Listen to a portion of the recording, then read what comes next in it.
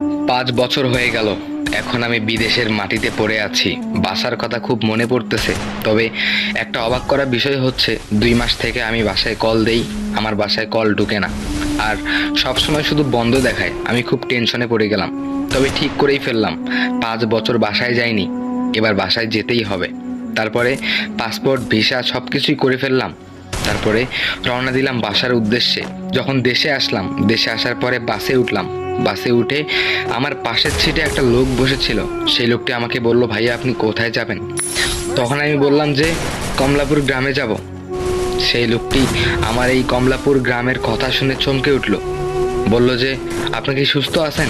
আমি বললাম যে অবশ্যই আমি সুস্থ আছি। কেন, কি হয়েছে? তখন সেই লোকটি কোনো কথা না বলে আমার সিট থেকে উঠে গেল, উঠে অন্য সিটে গিয়ে বসলো। আমি অনেকটা অবাক হয়ে গেলাম যে কি হলো। হঠাৎ করে এই কমলাপুর গ্রামের কথা শুনে লোকটি এরকম করে চমকে কেন গেল? যাকে বাদ দাও। অনেকদিন পরে বাসায় যাচ্ছি, শুধু বারবার মনে হচ্ছে। বাসায় যাওয়ার সঙ্গে সঙ্গে মা মনে হয় আমাকে খুব জড়িয়ে ধরে কান্না করবে। নীলা মনে হয় আমাকে জড়িয়ে ধরবে, জড়িয়ে ধরে বলবে, কি গো এতদিন একটা খোঁজও নিলে না?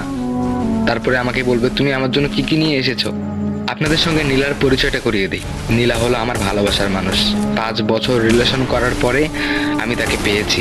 আর আমাদের নতুন বিয়ে হওয়ার পরে 1 সপ্তাহ পর আমি বিদেশে চলে যাই। আর বিদেশ থেকে আজকেই ফিরতেছি।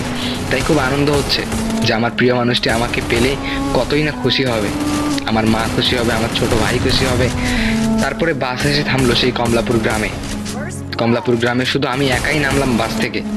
আর বাসও আমাকে নেমে দিয়ে খুব তাড়াতাড়ি চলে গেল। কমলাপুর গ্রামে নেমে যে আমি 5 বছর আগে, 4-5 বছর আগে যেমনটা দেখে গিয়েছিলাম ঠিক তেমনটাই আছে, একটুও পরিবর্তন হয়নি। তবে আমি একটা রিক্সাকে ডাকলাম, বললাম যে তুমি কি জমিদার বাসা পর্যন্ত যাবে? তখন রিক্সাওয়ালা বলল যে না, আমি অতদূর যেতে পারবো না। আমি বললাম কেন, তোমাকে আর আমি 100 টাকা বেশি দিব। তখন রিক্সাওয়ালা বলল যে ঠিক আছে, কিন্তু আমি কিন্তু ওখানে দাঁড়াতে পারবো না। আপনি আমাকে এখনই ভাড়াটা দেন।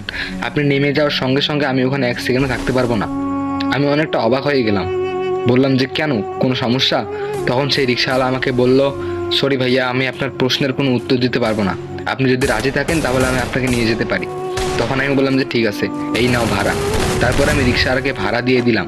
ভাড়া দিয়ে চলে এলাম সেই জমিদার বাড়ির সামনে। আসলে জমিদার বাড়ি বলতে ভুল হবে, জমিদার বাড়ি আগে ছিল, তবে এখন আর সেটা নেই। জমিদার বাড়ির নামেই সেই জায়গাটা পরিচিত। সেই জমিদার বাড়ির পাশেই আমার বাসা, দোতলা একটা বাসা। তবে যখন আমি রিক্সা থেকে নেমে লোহার গেটটা খুললাম, তখন কেন জানি ছ্যাচ্ছার ছ্যাচ্ছার করে শব্দ হলো। পাশে তাকিয়ে দেখলাম টেপ থেকে পানি পড়তেছে। মোটরটা মনে হয় ছাড়াই